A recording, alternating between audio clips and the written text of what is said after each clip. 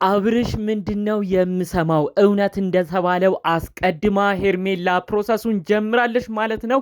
ወደ ውጪ ሁለቱም ተያይዘው ሊሄዱ እንደሆነ መረጃዎች፣ ጭምጭምታዎችን እየሰማው እገኛለሁ።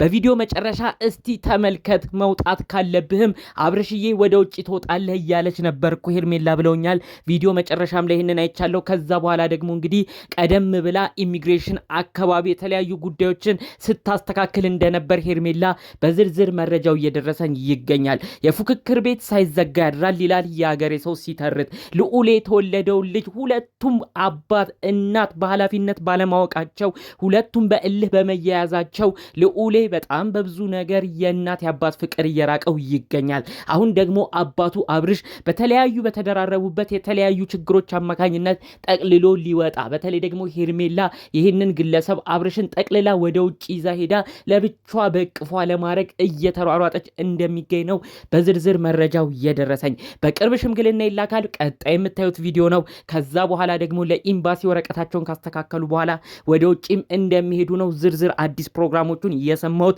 ተንትኜ ነግራችኋለሁ። በቅርብ የሚሄዱበትን ሀገርም በዚሁ አሳውቃችኋለሁ። ምናልባት ከ15 ቀን በኋላ ሁለቱንም በውጭ ሀገር ቪዲዮ እንደሚለቁም ነው አስቀድሜ የምነግራችሁ። 2 ደቂቃ ብቻ ሰጥታችሁ እንድትሰሙኝ በአክብሮት ልጠይቃችሁ። ሰላም ጤና ይስጥልን ውድ የሀገሬ ልጆች፣ በተለያዩ ዓለም ሀገራት የምትገኙ በያላችሁበት ሀገር ሰላማችሁ ይብዛልኝ።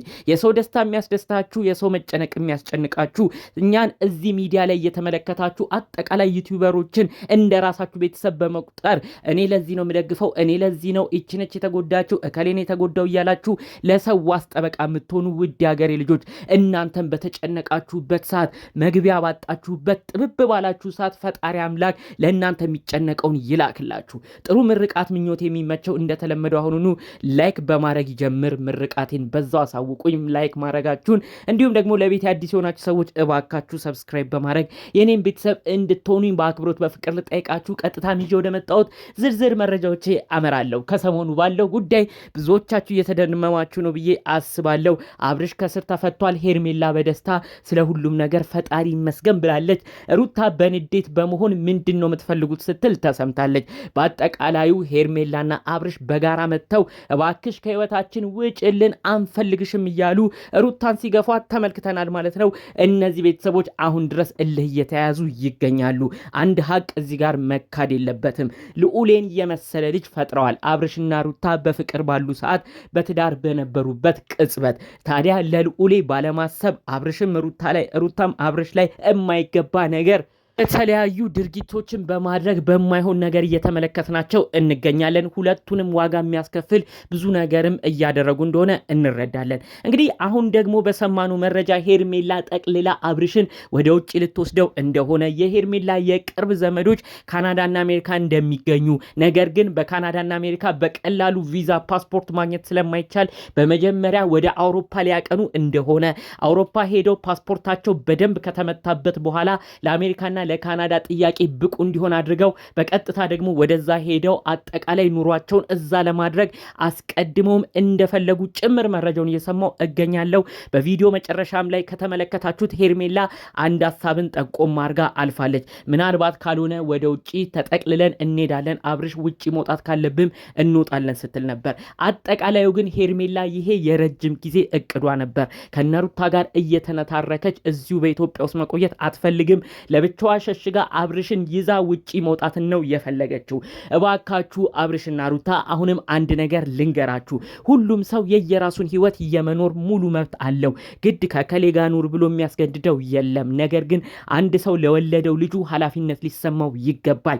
ያ ትንሽ ልጅ በጥሩ ማንነት፣ በጥሩ አስተሳሰብ፣ በጥሩ ስብዕና አድጎ ሀገር ተረካቢ መሆን ያስፈልጋልና ሀገር ተረካቢ ትውልድ ለማፍራት ደግሞ ዛሬ ላይ መስራት ግድ ነው። ልዑሌ የእናትም የአባትም ፍቅር ሁለቱንም እያገኘ ማደግ አለበት። አለበለዚያ ልዑሌም ሲያድግ ጥሩ ላይሆን ይችላል። ስለዚህ አብርሽ ደግሞ ከሀገር ከራቀ ልዑሌ የአባቱን ፍቅር ለማግኘትም ይቸገራል። ተመልከቺ ሩታ በምታደርጊያቸው አንዳንድ ነገሮች ሄርሜላን እልህ እያስያሻት ጭራሽ ሙሉ ለሙሉ አብርሽን ከሀገር ጠቅልላ ወደ ሌላ ሀገር እንዲሄድ ለማድረግ እየሞከረች እንዳለ ነው የምንመለከተው። እናንተ ሰላም ሆናችሁ በተለይ ደግሞ ብትለያዩም አብርሽና ሩታ ቢጣሉም በሰላም ሆነን ግን ልጃችንን እናሳድጋለን ቢሉ ሁለቱ ሁለቱም የራሳቸውን ህይወት እየኖሩ ሁለቱም ጥሩ ነገር ላይ እንመለከት ነበር። ነገር ግን አንዳቸው ለአንዳቸው ስለማይተኙ ሁልጊዜም ጥልና ንትርክ ስለሆነ ግን ሄርሜላ ይሄን ነገር ስለማትፈልግ አብርሽን ሸሽጋ ወደ ውጪ ሙሉ ለሙሉ ጠቅልላ ይዛው ልትሄድ እንደሆነ ነው መረጃውን እየሰማሁት። በቅርቡ ያ ሁሉ ነገር ከመደረጉ በፊት ግን አስቀድመው ሽምግልና እንደሚልኩ በተለይ ደግሞ በአብርሽ በኩል ያሉ ቤተሰቦች ሽምግልና ለሄርሜላ ልከው ልጃችሁን ለልጄ ተባብለው በባህል በወግ በጠበቀ መልኩ ሊጠይቋት እንደሆነ በመቀጠልም ይሄ ነገር ሲፈቀድ ቤተሰብም ሲያውቅ ሄርሜላና አብርሽ ትንሽ ቀለል ያለ ፕሮግራም ያዘጋጃሉ። በመቀጠልም የአውሮፓ ፕሮሰሳቸውን ወዲያው አድርገው እንደሚሄዱ ከአውሮፓም ቆይታቸው በኋላ ሙሉ ለሙሉ አሜሪካና ካናዳ እንደሚገቡ ነው አጠቃላይ ያሉትን መረጃዎች በውስጥ እየደረሱኝ የሚገኘው። ይሄ ሆነ ማለት ደግሞ ብዙ ሰው እንደምታውቁት አሜሪካ ወይ ካናዳ ከገባ በቀላሉ ወደ ሀገሩ አይመለስም። ቢያንስ ለቀጣዩ 5-4 ዓመታት ያ ሰው ውጪ ሆኖ ወረቀቶቹን አስተካክሎ ነው ተመልሶ ሀገሩ የሚመጣው። 5-6 ዓመታት ደግሞ ልዑሌ አባቱን ሲያይ ሊቆይ ነው ማለት ነው። የሁሉ ነገር የሚፈጠረው በሀገር ሰላም አለመሆን ነው። ሀገራቸው ውስጥ ንትርክ መብዛቱ ነው። ይሄ ሁሉ እየሆነ ያለው ሩታ ከናብርሽ ጋር ባላት ጭቅጭቅ፣ ሩታ ከናብርሽ ጋር ባላት ንትርክ መጨረሻው አላምር ሲል ነው እንግዲህ አብርሽን ለማሸሽ የሁሉ ነገር ሄርሜላ እየተጠቀመች የሚገኘው።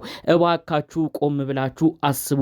አብርሽ አሁንም ቢሆን ለወለድከው ልጅ ለልዑሌ ልታስብ ይገባል። ከልዑል በላይ ማንም ላንተ የሚያሳስብ ነገር አለ ብዬ አላስብም። ከልጅህ ጉዳይ በላይ ልጅህ እንደምትወድ እንደምታከብር እናውቃለን። ከዚህ በፊት በሰራቸው ቪዲዮዎች ራሱ ልጄን ስጪኝ ልጄ እያልክ ከሩታ ጋር ስትጨቃጨቁ ከሩታ ጋር ስትካሰሱም ብዙዎቻችን የምናስታውሰው ጉዳይ ነው። ነገር ግን ውጪ ከመውጣት በፊት ግን ይህን ጉዳይ ልታስብበት ግድ ይላል። እንደው እንደ ሐሳብህ አድርጎ እንደ ሄርሜላ ቀዳ አድርጎላችሁ ወደ ውጪ ወጣችሁ ማለት ለቀጣዩ 5 ዓመታት ቢያንስ ልጅህን ማየት አትችልም። ልጅህን በዚህ እድሜው ካልተንከባከብከው፣ በዚህ እድሜው ከጎንህ ካልሆንክ ነገ እኮ መተህ አባትህ ነኝ ብትለው ያም ልጅህ ራሱ ለአንተ ያለው ፍቅር ያን ያህል አይሆንም። ስለዚህ እባክህ ይሄ ልጅህ በሚያድግበት ጊዜ በጥሩ አስተሳሰቡ ጊዜ በልጅነት አይምሮ ጊዜ ያንተን ፍቅር እያየ እንዲያድግ እባክህ አብርሽ ይህንን ሐሳብ ቆም ብለህ ለማሰብ ሞክር። ቢያንስ ልጅህ የሆነች ያህል ከፍ እንዲል የሆነች ያህል ከፍ ብሎም አንተን አውቆ ያለውን ነገር ተረድቶ አንተም ወደ ውጭ እንድትሄድ እባክህ ያለውን ነገር ተረጋግተህ ለመወሰን ሞክር። ሩታም ቢሆን እባክሽ ከነዚህ ሰዎች ጋር ያለሽን እልህ ተይ። ሁሉም ሰው የየራሱን ህይወት ሊኖር ነው ግድ የሚለው። አንቺም በራስሽ በኩል ሰው ካለሽ ተማምነሽበት ጥሩ ያኖረኛል የምትዩ ሰው ካለ ወደ ራስሽ ህይወት ቀጥ። ማንም ሰው በግድ አብረህ ኑር ብሎ የሚያስገድድ ህግ የለም። ግድ ይሄ ሰው ለኔ ካልሆነም ብሎ የሚያስጨንቅበት ምንም አይነት ህግ የለም። ይህን ነገር ጠንቅቀሽ በማወቅ እባክሽ አብርሽና ሄርሜላ ጋርም ባለመከሰት እነሱ ጋርም በየቀኑ እየሄድሽ ባለመጨቃጨቅ እነሱንም ታያቸው እንደፈለጉ ይሁኑ። አንቺም በበኩልሽ ልጅሽን እቅፍ ድግፍ አድርገሽ ለብቻሽ ንጹህ ኑሮን እንድትኖሪ ነው በዚሁ በማክበር እምጠይቅሽ። አለበለዚያ ግን እናንተ ሰዎች እልህ እየተጋባችሁ የምትሄዱበት ነገር በስተመጨረሻ ለማንም ሳይጠቅም ለሁላችሁም ዋጋ የሚያስከፍል ጉዳይ እንደሆነ አሁንም ደግሜ ደጋግሜ እነግራችኋለሁ ማለት ነው።